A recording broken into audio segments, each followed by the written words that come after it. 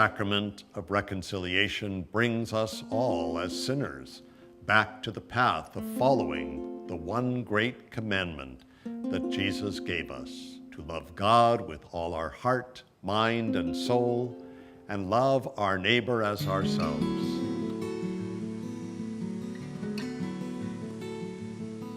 I went to confession, my sins are forgiven, yay! And then there's the work that's ahead of us. Penance. You had to do something to repair that brokenness, so it becomes an opportunity to give back and to bring about the mending of that brokenness. So we offer penance, and in the old days it was, usually prayer, which was okay, was good. But today I look for some sort of action that will allow the person to turn that moment of sinfulness around.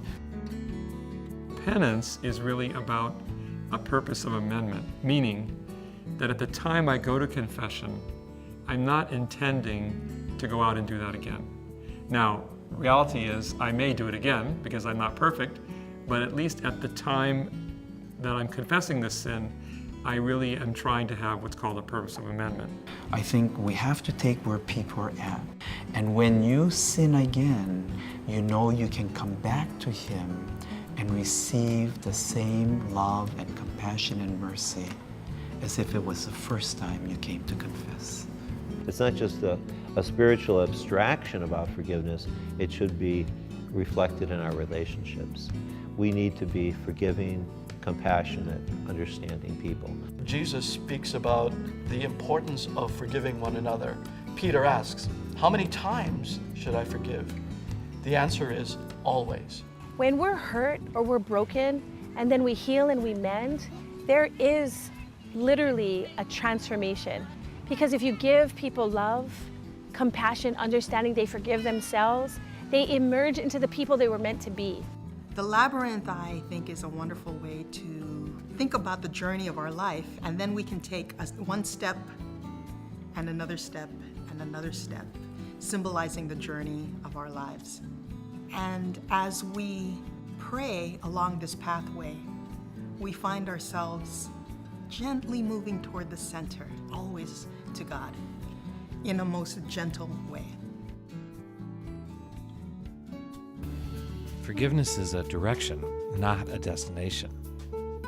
The Sacrament of Reconciliation is basically our examining our conscience, confessing our sin, asking for forgiveness, being forgiven, and then committing ourselves to changing our lives and helping others change theirs.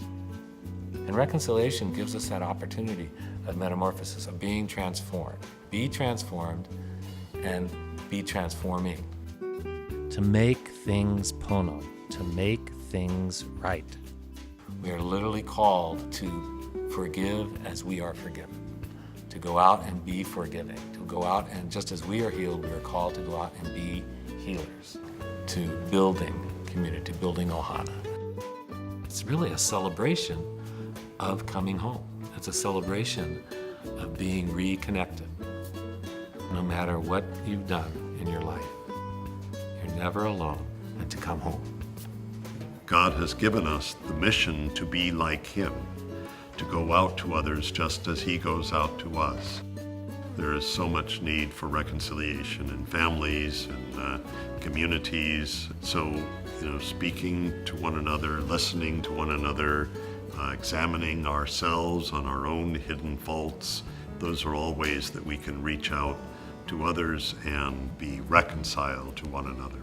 Doing the right things, following God's commandments, is one way of fostering that relationship, to honor our Father, to share His love, offer your gifts, use your talents in thankfulness and gratitude to reach out to those who are hungry, to build homes, to take care of the poor, to serve. Being able to experience the sacrament of reconciliation is a gift and a blessing.